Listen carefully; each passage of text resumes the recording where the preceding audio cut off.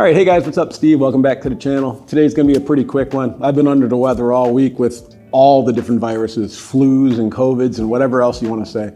I guess going to chopper shows has its downside.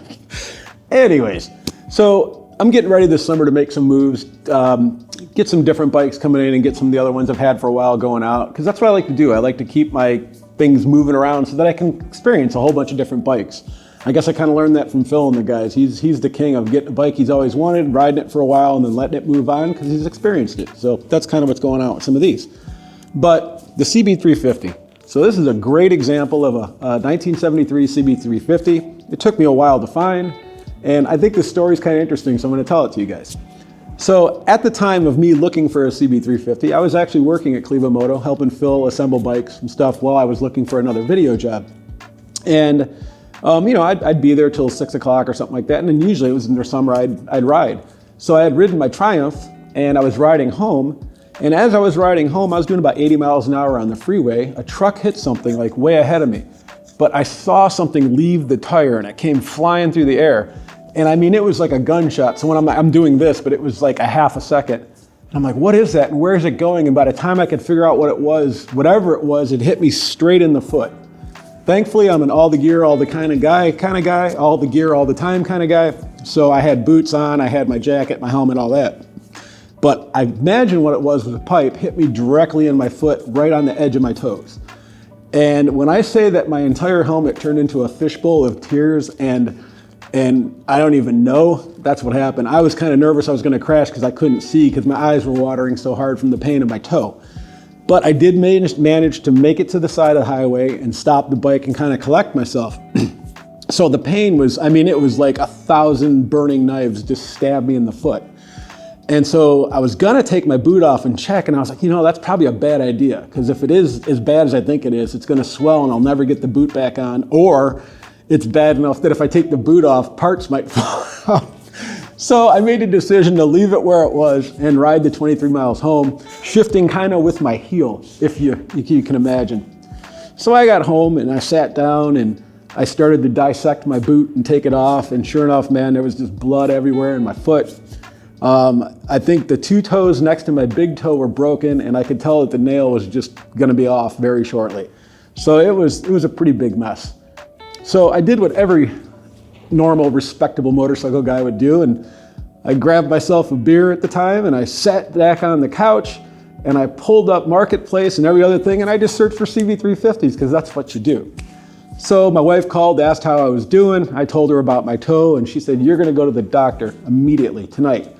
I said, no, I don't think I'm gonna go tonight, man. I might go tomorrow. She's like, okay, well, you're gonna go tomorrow, and if you don't, I'm gonna be really mad at you. I said, okay, dear, I'll go to the doctor. And I continued to look at Marketplace. Well, about 10:30 at night, I found the ad for this guy. And it was one of those ads where like the person was probably not in the motorcycle scene, the price was right, the bike looked really good. So you make that decision, I'm gonna call. It's 10:30 at night, I don't care, I'm calling, I'm gonna get this bike. So the lady answered, and she said that her phone's been very busy. A lot of people have been calling about the bike. And if I wanted to see it, she had a lot of people coming the next day, but whoever was the first person there would get the first chance at the bike.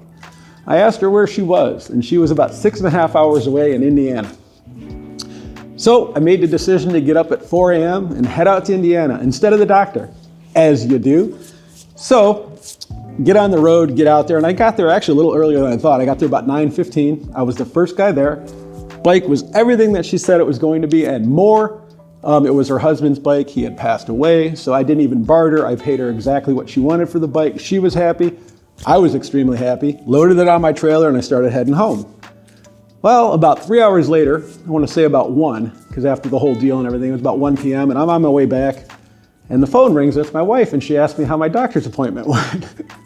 And I said, I didn't quite make it to the doctor. I had some things come up. And she immediately hung up and then called me back on a video chat. So I hit the video chat, and I have that little holder on the front of my car there, so it was facing me. I didn't have to touch it or anything. And she immediately saw that behind me on a trailer was a motorcycle, and she's like, where are you? And I said, well, instead of going to the doctor, I found a deal on a bike I wanted, so I drove to Indiana, took the day off of work, and went and got a bike. She was not pleased. And I think she hung up on me at that point, but I didn't care. I had my CB350 to keep me company. So anyways, I've had this for a few years. I've thoroughly enjoyed it. And I just thought that was kind of a fun story of how this guy got acquired. But what about you guys? If you guys have any interesting stories about acquiring bikes, put them in the comments below, man. I'd love to hear them. If they're good enough, man, and you're in the area, heck, give me a shout. Maybe I'll come out and film you and you can tell us your story. So anyways, that's pretty much it. This summer I'm gonna be moving some bikes around. I like to experience different motorcycles. Kind of learned that from Phil, I think. You get one that you've always wanted, you ride it for a while, you keep it nice, and then you move it along and you get something else. So I think that's what we'll be doing with this guy. So that's where the idea of this story came from. So, all right, guys, we got some other stuff coming up in a couple weeks. I have a couple cool guys I just met that I'm gonna go and do some interviews with, so watch for that. And I don't know, if it works, it ain't dumb, right?